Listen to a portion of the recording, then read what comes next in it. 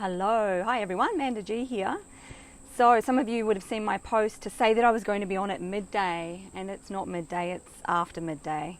So that wasn't actually something I was going to share today, but it is a really important lesson in these times, is to be flexible, to adapt. There's a lot of uncertainty and things are changing very quickly, and our ability to move with that, to be okay with that, to allow that is really going to help us.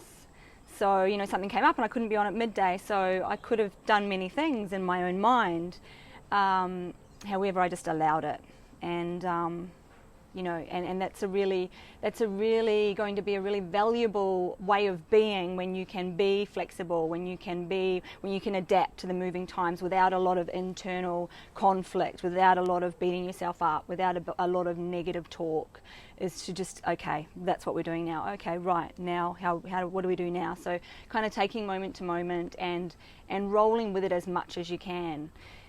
So today is my first day of home sweet home stay with my 6-year-old son. So no school from today. And so the first tip I have for surviving this period, but not only surviving, but actually thriving in this period. And that's what I'm here for. That's what I'm going to be coming on, is to help you guys thrive. My first tip is to name it.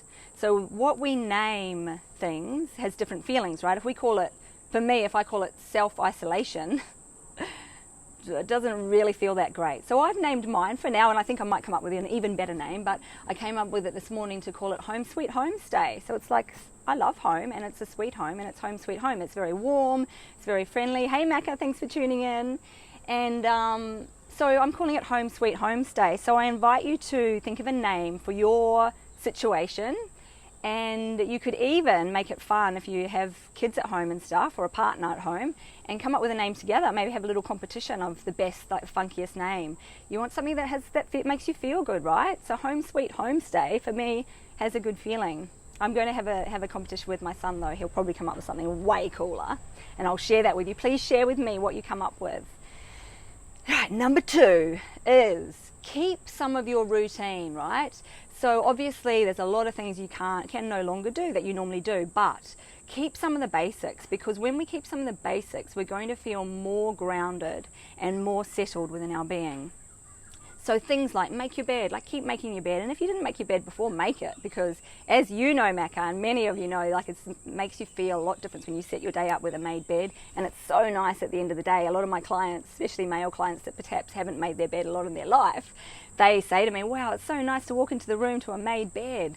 So make your bed, get dressed. Don't just lounge around in your trackies. Well, it's nice to do that here and there, but not every day, right? Because that's going to affect your state. Put your earrings on, for those of you that love to wear earrings. Keep doing that, right? I was just thinking back before, when I was putting some gloss on, you remember in the war how they all wore bright red lipstick? You can see why, right? It's just like lifting you, like making you feel good. So, make your bed. A friend actually suggested making her child's lunch. I'm like, wow, like packing the lunchbox when you're kind of homeschooling. And I thought, yeah, that's actually a really cool idea, because then they've got it to nibble on while they're doing different activities during the day, and it means you don't have to potentially stop in the middle or keep feeding them, as if you have boys, it's constant. So, things like that. And you can choose what it might be for you. Exercise, obviously if you exercise, then you may not be able to go, well, you can't go to the gym if that's what you normally do, but there's so much online.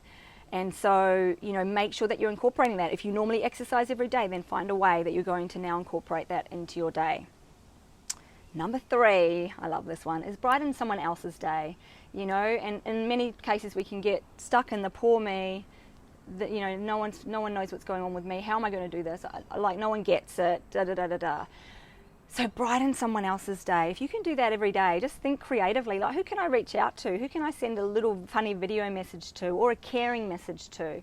Who can I, be creative. Think of, people around you, neighbours, friends, family, even extended people that maybe you don't talk to that often, that you can start to reach out to and start to just let them know you care, or that you're here, or you could share an inspiring video or a podcast or something to help them out. Or you could start little groups of little chat groups where you can just keep in touch, share a tip of the day, or share this, or share funny things. take funny photos through your day. So that is number 3. So I hope that's helpful, everybody. I'd love to hear your names, what you're naming your situation. I'm sure there's some great ones. Hey, good morning. Thanks for those of you who tuned in. Yeah, that's beautiful, Macca. How good's that? How good's that? All right, I'll catch you later. Have an amazing day, everybody. Much love.